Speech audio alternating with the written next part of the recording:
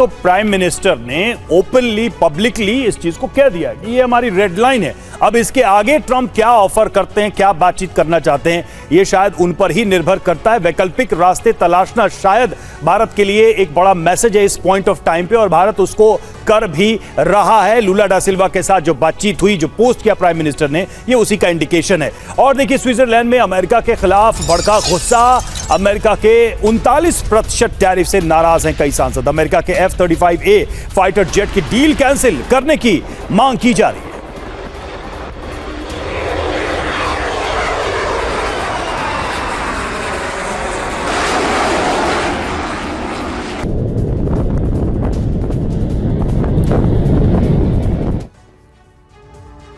तो क्या Switzerland F-35A वाला झटका दे सकता है? क्योंकि स्विट्जरलैंड पर F-35A डील रद्द करने का दबाव है। स्विस संसद में डील को रद्द करने की मांग तेज उठ रही है। स्विट्जरलैंड पर 39% टैरिफ लगाने पर गुस्सा भड़का हुआ है। अमेरिका से F-35A फाइटर जेट पर डील हुई थी और इसी को रद्द किया जा सकता है, संसद में मांग उठाई जा रही है। और इसके साथ ही ट्रंप को झटका लग सकता है। F-35A फाइटर जेट डील अगर रद्द होती है तो नुकसान होगा। 36 F-35A जेट्स की डील रद्द हो सकती है। अमेरिका को $9.1 अरब का नुकसान हो सकता है और बड़ा झटका भी लग सकता है।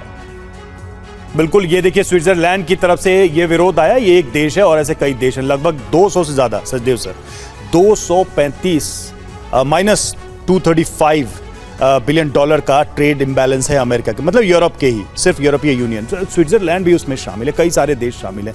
ये तो इंडिकेशन है कि भाई जो तुम्हारे मित्र रहे हैं तुम उन्हीं का गला घोट रहे हो, बजाय इसके कि तुम रास्ता निकालो। वो आपसे F-35 खरीदना चाहते हो और आप उस पर पनिशमेंट उसको दे रहे हैं। मतलब वो ट्रेड करने का, आपसे खरीदारी करने का पनिशमेंट यूरोपियन यूनियन के देशों को मिल रहा है। Switzerland is just an example. आपकी बात सही है, लेकिन जैसा संस्कृत में कहा जाता है, विनाश काले विपरीत बुद्धि। तो उस समय ट्रंप साहब की जो नीतियां हैं वो एक ट्रांजैक्शनल नीतियां हैं।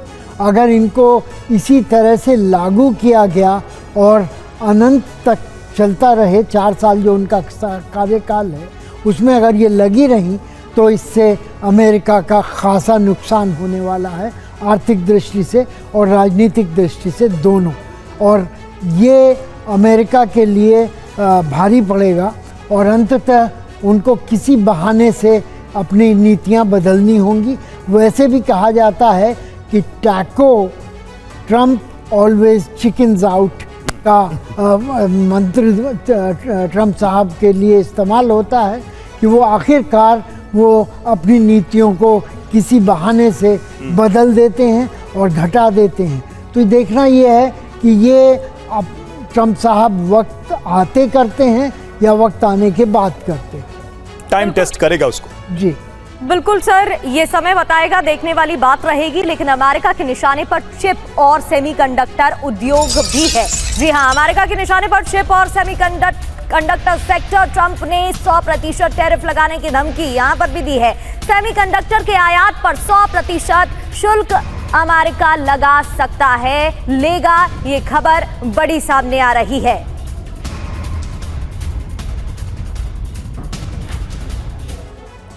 तो देखिए, सेमीकंडक्टर और चिप पर भारी टैरिफ। जी हां, ट्रंप के टैरिफ से सेमीकंडक्टर इंडस्ट्री में हड़कंप है। ट्रंप की सेमीकंडक्टर पर 100% टैरिफ की धमकी।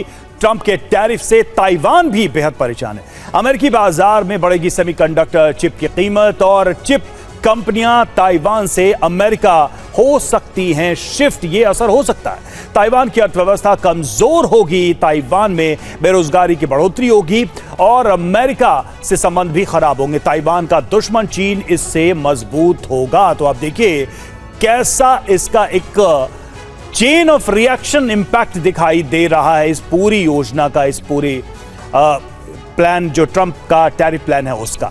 अब किस पर कैसा इंपैक्ट पड़ेगा, कितना टैरिफ है, इस दर को भी हम आपको दिखाएंगे। प्रगति बताएंगे कि कितना % किस पर कैसे टैरिफ लगाया जा रहा है ट्रंप के द्वारा। बिल्कुल रवि, और ट्रंप ने इतनी बार टैरिफ का राग अलापा है, इतनी बार टैरिफ दर बदली है कि शायद व्हाइट हाउस में मौजूद उनके रणनीतिकार सलाहकार भी असमंजस में पड़ गए होंगे कि किस देश पर कितना टैरिफ लगाए। तो हम आपको सबसे नई जानकारी देते हैं कि भारत पर 50% टैरिफ लगा दिया गया है, ब्राजील के बराबर यानी कि 50% टैरिफ ब्राजील पर भी, म्यांमार 40% टैरिफ, स्विट्जरलैंड 39% और चीन 30% टैरिफ यहां पर भी डोनाल्ड ट्रंप ने लगाया है।